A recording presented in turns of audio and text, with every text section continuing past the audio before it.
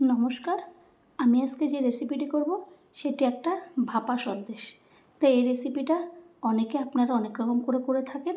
আমি কিভাবে করলাম শেষ পর্যন্ত না দেখলে একদমই বুঝবেন না।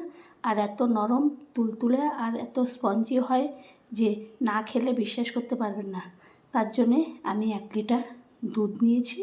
দুধটাকে এরপর ছানা কাটাবো।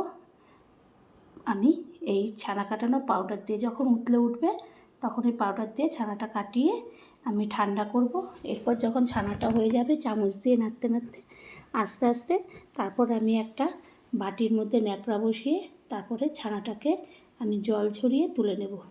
তা আমরা অনেক রকমেই ছানা দিয়ে রেসিপি করে থাকি, ভাপানো অনেক রকম সন্দেশ পিঠা করি, কিন্তু এইরকম একটা চিত্তরঞ্জন সন্দেশ বা ভাপানো সন্দেশ যাই বলুন না কেন একবার না করলে আপনি বুঝতে পারবেন না যে এত সুন্দর হয়।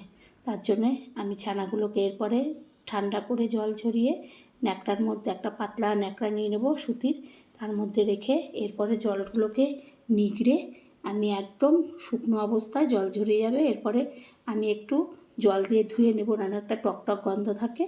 এরপরে যখন শুকনো অবস্থায় আমি একটা ফাইবারের বাটির মধ্যে এটাকে ঢেলে নেব। এরপর ওর মধ্যে মেশাবো চিনি। খুব একটা চিনি দেবো না, সামান্য চিনি। তারপরে গুঁড়ো দুধ, আমুল স্প্রে গুঁড়ো দুধ, এই দুটো দিয়ে আমি ভালো করে চটকে চটকে মেখে নেব এই ছানাটাকে। যখন একটু ল্যাতলাতে ভাবই করব, বেশি একটা ডোর মতন করব না।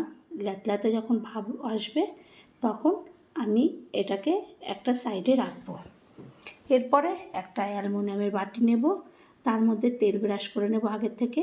এরপরে ছানাগুলো যে চিনি দিয়ে আমুল স্প্রে দুধ দিয়ে মাখিয়েছিলাম সেটাকে এই বাটির মধ্যে দিয়ে যেরকম আমরা কেক বানাই সেরকমভাবেই এটাকে একদম বাটির সমানভাবে একটা লেবেল করে দেব। এরপর একটা কড়াই বসাবো, কড়াইয়ের মধ্যে জল দিয়ে দেব আর দিয়ে দেবো একটা তাওয়াল।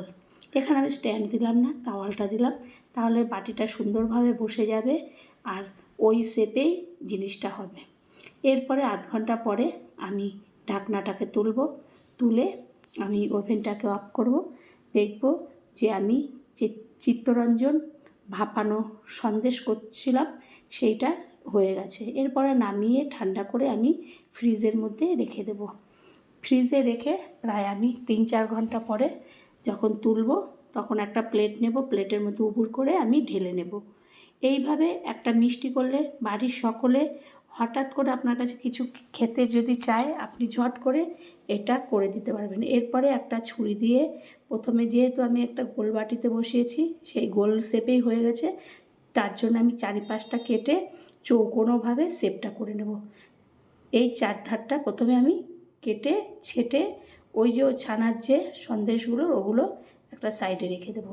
এরপরে চৌকোনো থেকে আমি লম্বা লম্বা করে প্রথমে কাটবো, তারপরে চৌকোনো করে যেরকম কালাকাঁদ হয় সেরকমভাবে এই ভাপানো আমি চিত্তরঞ্জন সন্দেশটা করব। এরপরে ওর মধ্যে একটু ডেকোরেশনের জন্য আমি একটু কিশমিশ দিয়ে দেবো। কিশমিশগুলো উপরে দিলে বাচ্চারাও খেতে ভালোবাসবে। আপনি টিফিনেও বাচ্চাদের দিতে পারবেন কিংবা বড়দের দিতে পারবেন, কিংবা খেয়ে উঠে অনেকে খায়। যদি ভালো লাগলে আবার কোনো রেসিপিতে দেখা হবে। ধন্যবাদ।